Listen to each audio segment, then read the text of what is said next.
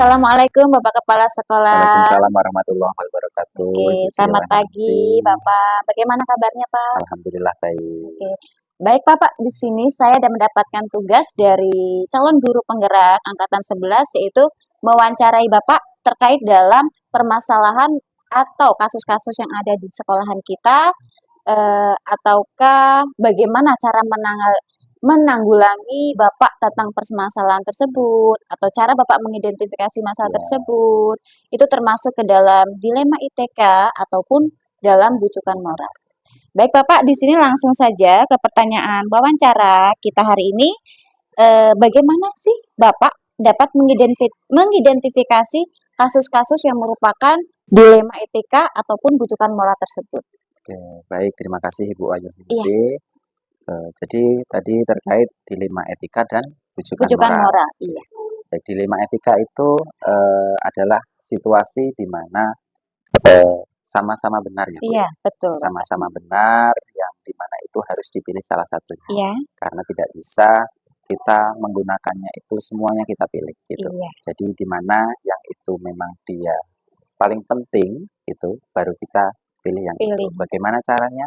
Ya kita identifikasi dulu mana yang paling penting buat kita, buat sekolahan kita seperti itu. Oh, baik Gitu. Pak. Berarti itu termasuk ke dalam dilema ITK ya Pak ya? Iya, dilema. Iya. Terus yang kedua Bapak di sini bagaimana Bapak menjalankan pengambilan keputusan di sekolah Bapak, terutama untuk kasus-kasus di mana ada dua kepentingan nih yang sama-sama benar atau sama-sama mengandung nilai kebajikan tersebut Pak? Oke, baik. Jadi karena kita harus memilih ya Bu ya. Iya, Di situ harus memilih karena dia juga benar memang sama-sama benar. sama-sama Kita benar. harus memilih salah satunya. Bagaimana cara memilihnya? Iya, Itu kita lihat terlebih dahulu kondisi anak-anak kita itu iya bagaimana, pasti. kondisi guru-guru kita itu Iya, bagaimana, kondisi sekolahan iya. kita itu bagaimana.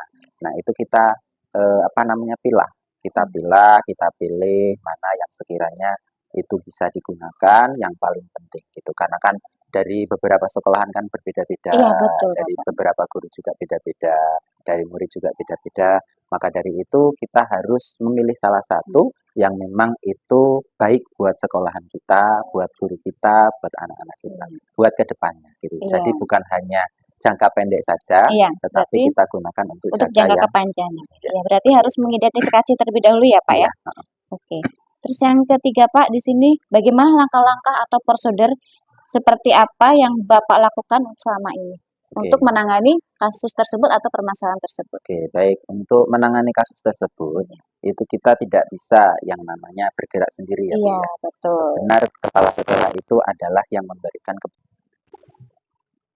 Baik, Bapak, selanjutnya di sini hal-hal apa saja yang selama ini Bapak anggap efektif dalam pengambilan keputusan pada kasus-kasus dilema yang ada? baik, Ibu. Untuk kasus dilema yang ada di Iya, sini ya, terkait untuk yang efektif ya, Ibu. iya, Jadi, hal yang efektif itu kalau menurut saya itu yakni adalah komunikasi bersama semua siswa. Komunikasi, ngobrol bersama gitu. Ngobrolnya kepala sekolah kan iya, beda ya, Bu iya, ya. beda. Jadi bedanya itu kenapa gitu. Ketika kita mengobrol itu kita ambil mana yang sekiranya penting gitu. Iya, Kita ambil sekiranya penting, nanti ketika ada masalah juga bisa kita pecahkan pecah-pecahkan, seperti kita itu. cari solusinya ya, Pak. Iya, kita cari solusinya. Itu kita bisa ngobrol dengan siswa, ngobrol dengan guru-guru, staf yang ada, Iya, itu kita ngobrol bersama. Itu intinya komunikasi sih, Bu. komunikasi ya. Intinya Intinya berarti komunikasi, untuk pengambilan keputusan itu harus ada komunikasi yang komunikasi, baik ya, Pak. ya. Terus di sini, Pak, dalam kasus dilema etika tersebut, adakah tantangan dalam Bapak pengambilan keputusan dalam kasus dilema etika tersebut? Jadi kasus untuk dilema etika Ya, di sini adalah apa tadi, Bu?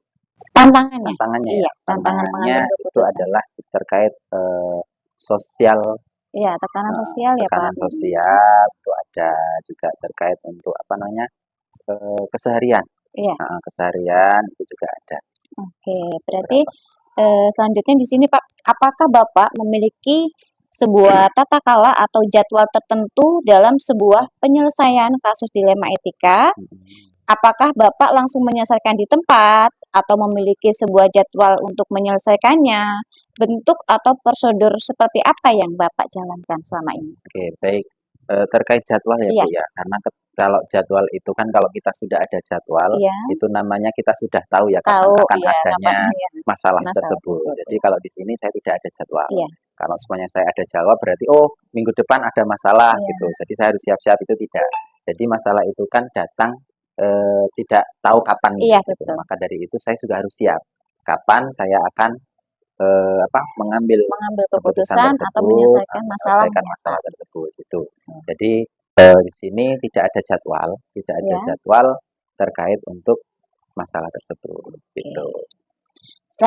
Selanjutnya Pak, di sini adakah seseorang atau faktor-faktor apa yang selama ini mempermudah atau membantu Bapak dalam pengambilan keputusan dalam kasus-kasus dilema etika tersebut, Pak? Baik, jadi apa namanya yang membantu saya Iya, itu adalah guru-guru, iya, guru-guru yang dimana dia bisa diajak bicara, iya, diajak bicara bersama seperti ada wakil, iya, wakil oke, kepala, ada wakil kurikulum atau wakil iya, kesiswaan, itu bisa kita ajak bicara bagaimana kita mencari solusi terkait untuk terkait permasalahan tersebut. permasalahan dilematika tersebut. Jadi dari semua hal yang telah disampaikan oleh Bapak, Hmm. pembelajaran apa yang dapat Bapak petik dari pengalaman Bapak ketika pengambilan keputusan dilema etika tersebut, Pak? Baik, terkait untuk pembelajaran gitu Iya, ya. pembelajaran yang dapat. Pembelajaran yang saya dapat Iya, ketika memilih itu adalah yakni kita belajar bagaimana caranya untuk mencari solusi terbaik, mencari solusi terbaik dari beberapa ide-ide terbaik gitu. Mana sekiranya yang paling baik buat sekolahan kita, buat guru-guru kita, buat anak-anak kita, itu kita ambil gitu. Karena apa? Karena di sini kita itu belajar tidak hanya sendiri, iya, kita butuh mereka gitu. Kita butuh mereka ketika kita ingin sukses bersama, iya, ingin baik bersama, maka kita harus memberikan apa namanya ide-ide itu bersama gitu. iya betul. Tetapi keputusan tetap Ke kepala kepala sekolah. sekolah. Tetap Tapi apa untuk dari kepala sekolah itu tidak berdapat iya, ketika memilih itu adalah yakni kita belajar bagaimana caranya untuk mencari solusi terbaik, mencari solusi terbaik dari beberapa ide-ide terbaik gitu. Mana sekiranya yang paling baik buat sekolahan kita, buat guru-guru kita, buat anak-anak kita, itu kita ambil gitu. Karena apa? Karena di sini kita itu belajar tidak hanya sendiri, iya, kita butuh mereka gitu. Kita butuh mereka ketika kita ingin sukses bersama, iya, ingin baik bersama, maka kita harus memberikan apa namanya ide-ide itu bersama gitu. iya Tetapi betul. keputusan tetap Ke kepala kepala sekolah. sekolah. Tetap Tapi apa? untuk Dari kepala sekolah itu tidak boleh egois iya, gitu. betul. Tidak boleh egois, kita harus mengambil mana yang paling baik buat semuanya. Iya. Terima kasih banyak Bapak atas wawancara singkat ini. Sama-sama Ibu. Semoga sekolah kita tetap solid, Amin amin. tetap baik untuk kedepannya. Amin. Terima kasih Itu yang banyak Bapak. diharapkan ya Bu, Oke. sama-sama.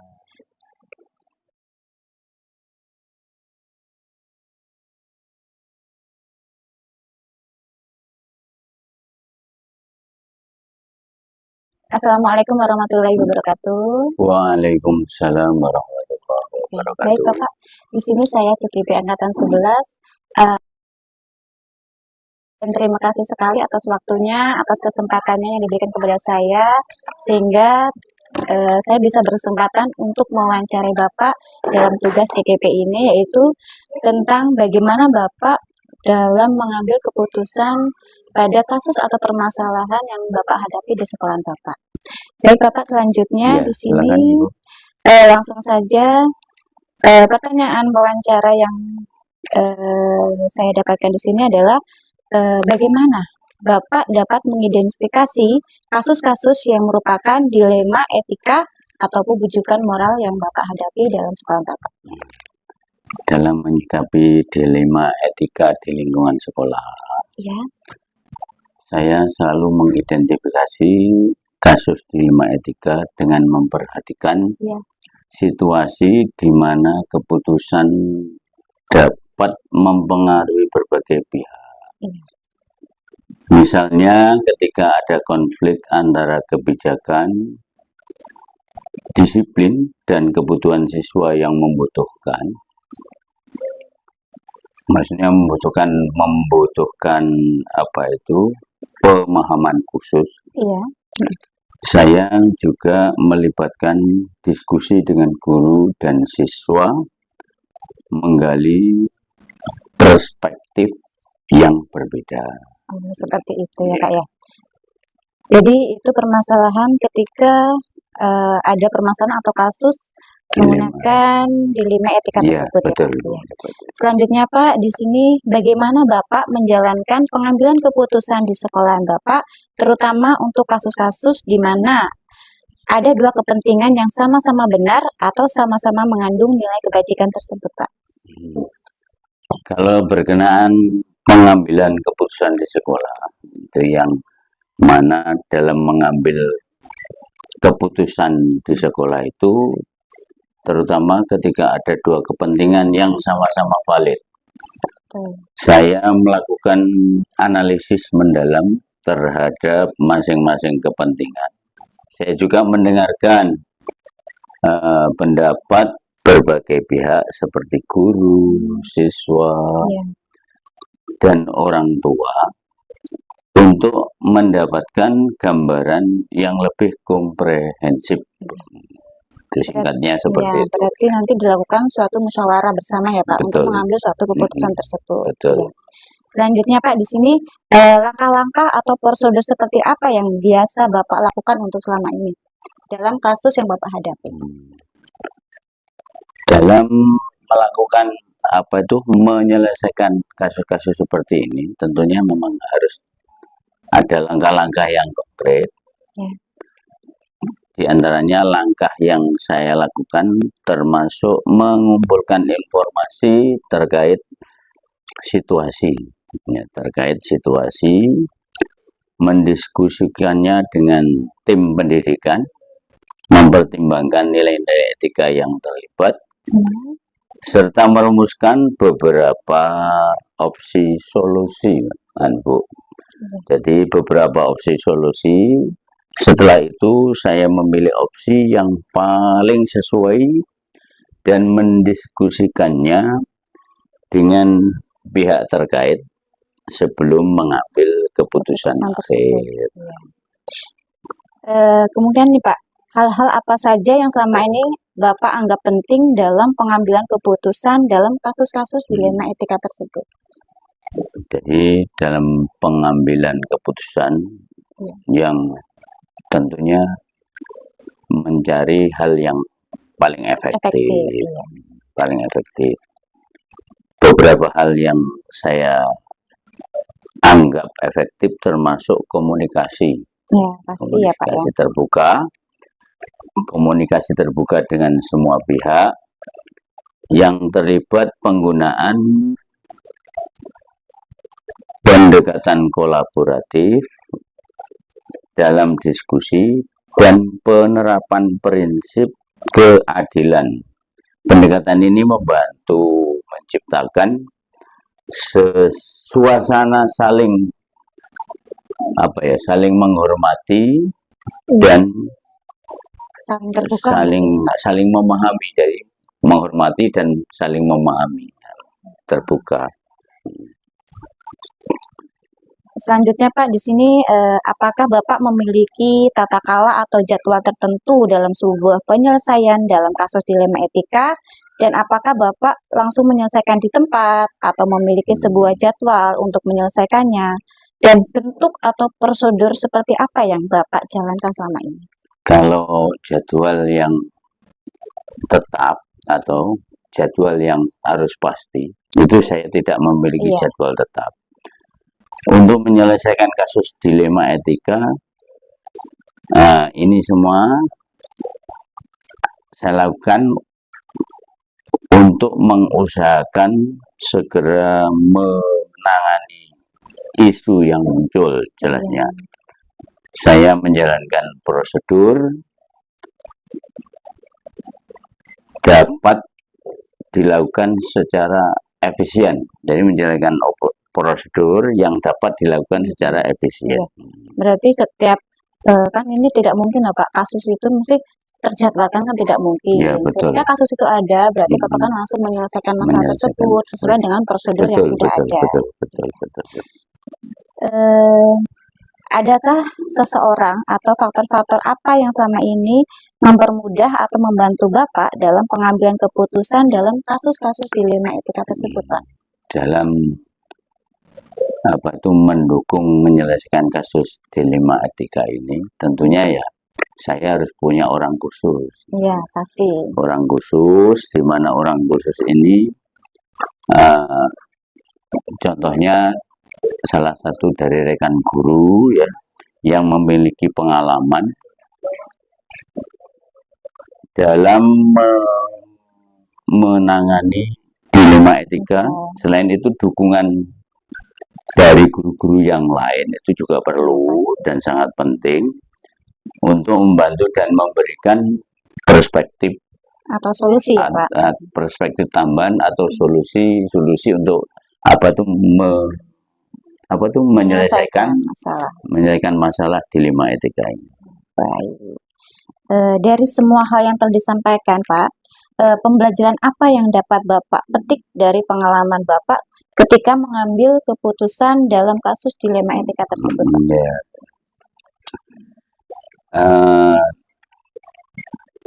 Dalam hal penanggulangan kasus dilema etika ini saya merasa ada pembelajaran dan pengalaman.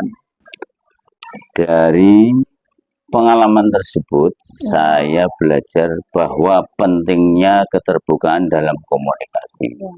Pentingnya keterbukaan dalam komunikasi dan kolaborasi dengan semua pihak yang terlibat.